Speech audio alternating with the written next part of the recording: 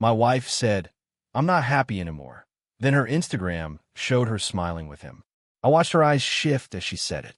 The words weren't unexpected, but they hit harder than anything I could have prepared for.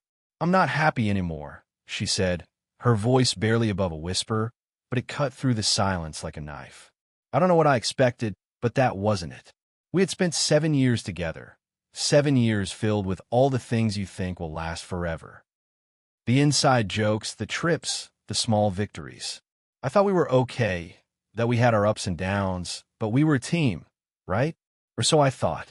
I stayed frozen for a moment, unsure of how to even process what she had just said. My chest felt tight, like I couldn't breathe properly. I opened my mouth to say something, to ask why, but my voice failed me. "What do you mean?" I finally managed to get out. She looked away then, like she couldn't even look at me. Her eyes darted to the floor, and then back to the couch, where she had been sitting when I came into the living room. I wanted to reach for her, to grab her hand and pull her into me, but I couldn't bring myself to do it. She was already slipping away, and I could feel it. Her silence, her avoidance. It was all the answer I needed. I don't know, Ben. I don't feel the same anymore. Things aren't the way they used to be. And I've tried.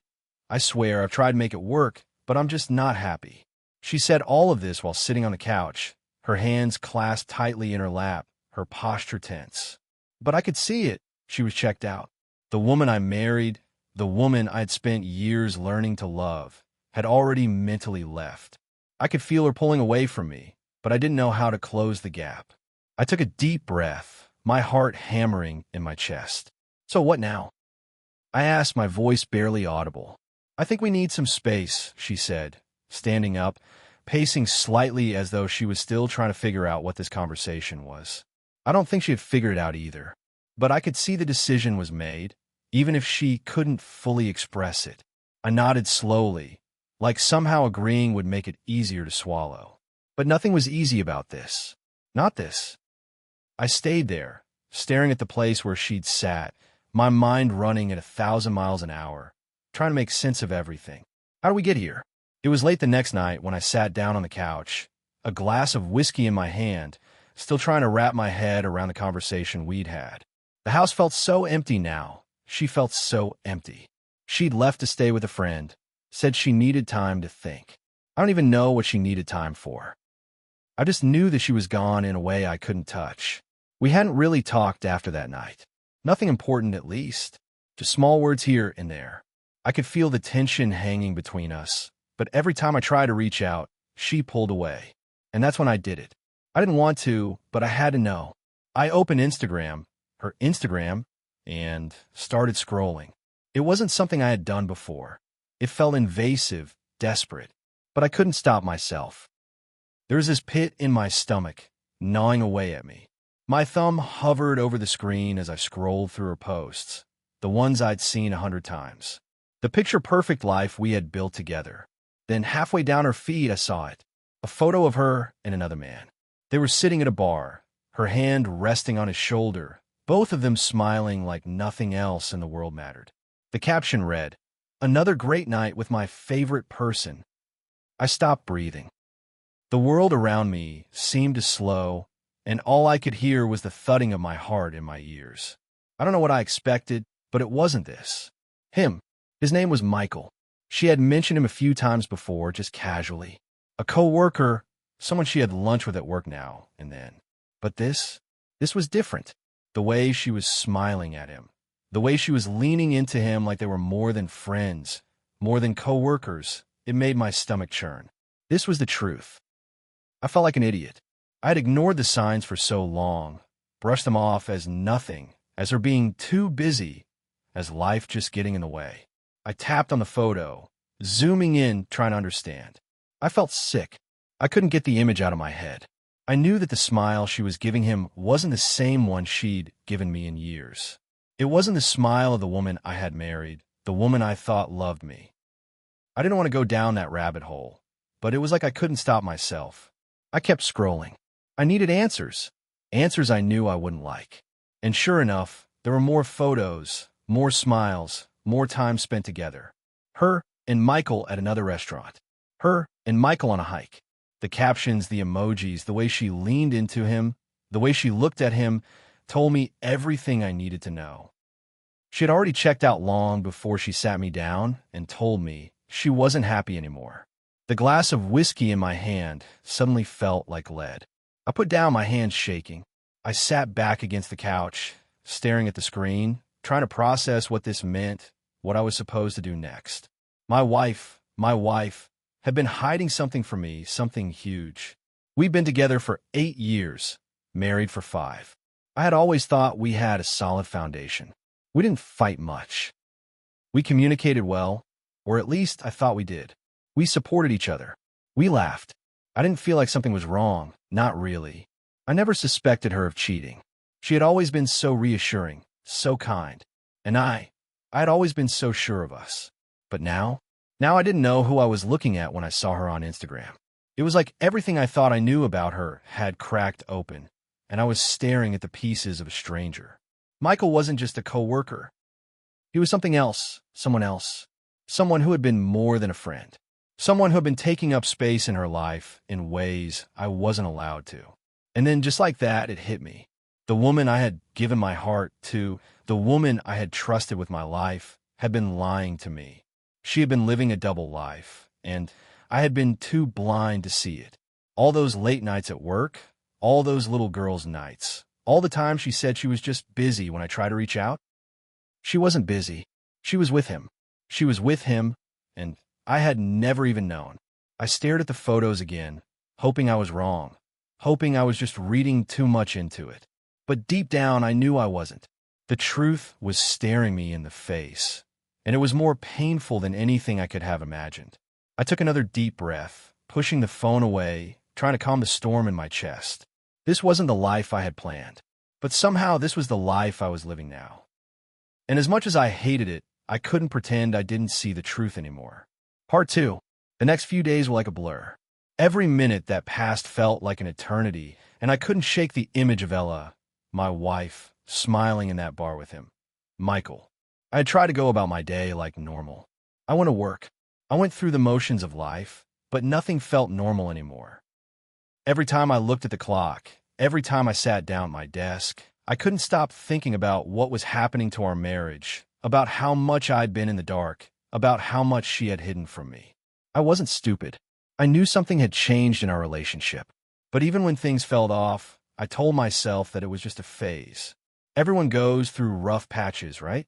I thought maybe she just needed space, or maybe we needed more time for us, just the two of us. Maybe it was work stress, or the house, or the little things that get to people after a while. But this wasn't just a rough patch. This was something else entirely. I couldn't stop myself from scrolling through her Instagram again. My mind screamed at me to stop, to let it go, but I couldn't. I needed to understand what had happened. Was it something I missed? Was there a moment when I should have seen it, when I should have known?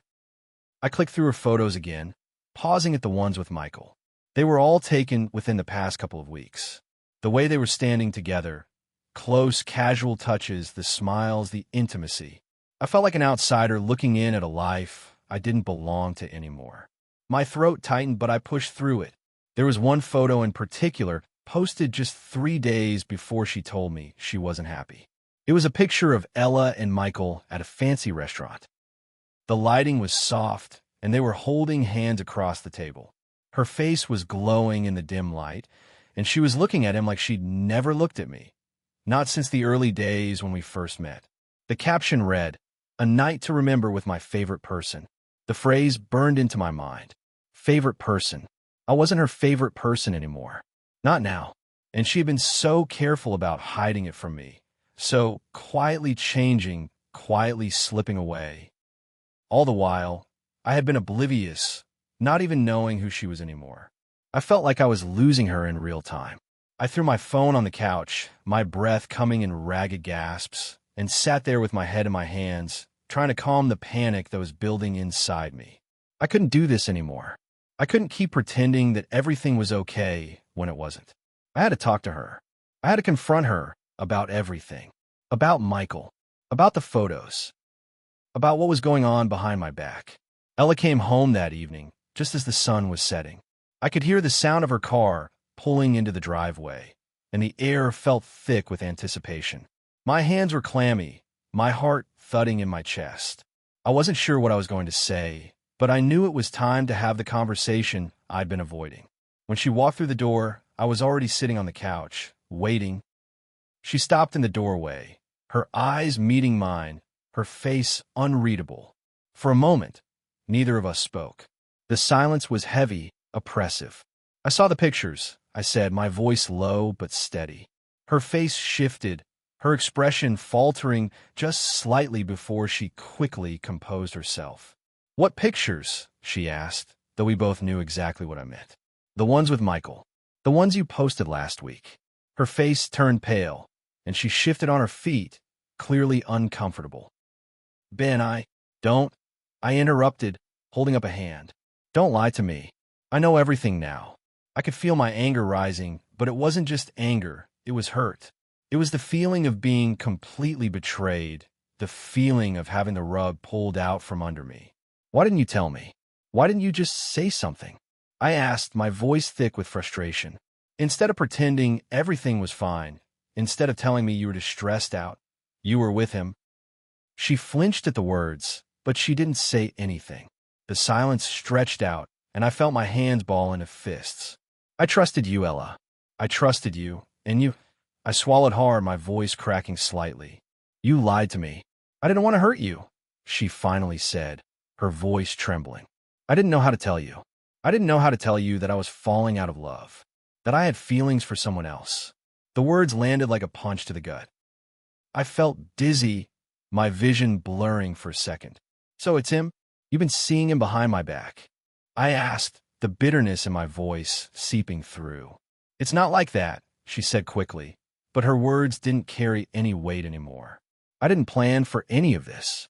I didn't want to hurt you, Ben, but I've been feeling this way for a long time. I was scared. I didn't know what to do." "I don't understand," I said, shaking my head in disbelief. "You didn't know what to do? So you just kept it from me? You kept seeing him? You let me believe everything was fine?" "I never wanted to hurt you," she repeated, her voice growing softer, as if the weight of the situation was starting to sink in for her. "I didn't want to cheat, but it just happened, and I know that doesn't make it right. I'm so sorry, Ben." I stood up then, not knowing what else to do with the fury and the sadness I felt. I couldn't look at her anymore. Not like this. Not after everything. I turned away from her, pacing in the living room, trying to keep my mind from unraveling completely. "I don't know what to do," I said, finally stopping and facing her again. "I don't know if I can forgive this.